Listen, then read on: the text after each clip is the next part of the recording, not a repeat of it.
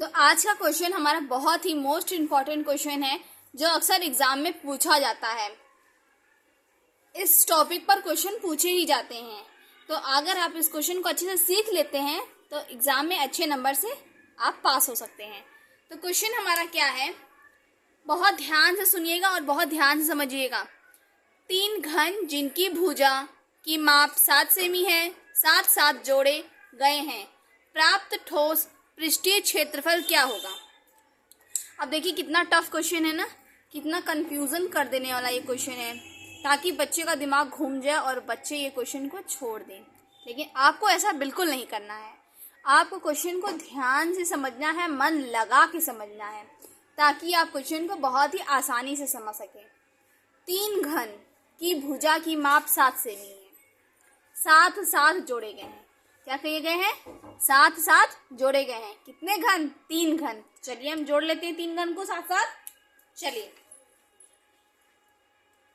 3 घन को सबसे पहले हम साथ साथ जोड़ते हैं। 3 घन की भुजा, चलिए ये हमारा 1 घन हो गया, ये हमारा 2 घन हो गया, सॉरी भुजा हो गई, और ये हमारी तीसरी भुजा हो गई। ठीक है, इन तीनों को हमने क्या किया है? साथ साथ जोड़ा है। 1 घन में कितने फलक होते हैं? 6 फलक होते हैं। तो 6 इसमें भी होंगे, 6 इसमें भी होंगे, 6 इसमें भी होंगे, होंगे ना। जब 1 घन में 6 फलक होते हैं तो ये भी 6 हो गया, ये भी 6 हो गया, ये भी 6 हो गया। अब यहाँ पे समझने वाली बात ये है कि ये घन की जो भुजा है इससे क्या है? ज्वाइंट है। ठीक है, ये भुजा आपस में क्या है? ज्वाइंट है, चिपकी हुई है। तो ये भुजा इससे जब चिपकी हुई है तो यहाँ पे कितने हो गए? 1 में 6 होते हैं, जब एक चिपक गया इसके साथ तो हो गए 5। तो हम यहाँ पे लिखते हैं 5। ठीक है, पहले ध्यान समझिए। अब दूसरी वाले में क्या है? इधर से भी चिपका है और इधर से भी चिपका है। तो 6 तो होते हैं, 6 में से जो 2 चिपक गए तो कितने बचे? 4 बचे। तो हम यहाँ पे 4 लिख देते हैं। ठीक, अब ये वाला क्या है? ये वाला इससे चिपका हुआ है, बाकी कितने बचे? 5 बचे। तो हम यहाँ पे 5 लिख देते हैं। ठीक है, लिख दिए। यहाँ तक समझ में आ गया आपको? टोटल कितने फलक हो गए? 5 4 5, टोटल कितने फलक हो गए? 14 फलक हो गए। ठीक है, अगर ये अलग अलग होते तो ये 6 होता, ये 6 होता, ये 6 होता, तो 6 के 6 6 दिन 12 18 फलक होते हैं। बट ये ज्वाइंट है, आपस में मिल गए हैं, तो कितने फलक हो गए? 14 फलक हो गए। तो 14 का a²। ठीक, यहाँ तक समझ गए? यानी ये 5 a का स्क्वायर, ये 4 a का स्क्वायर, ये 5 a का स्क्वायर।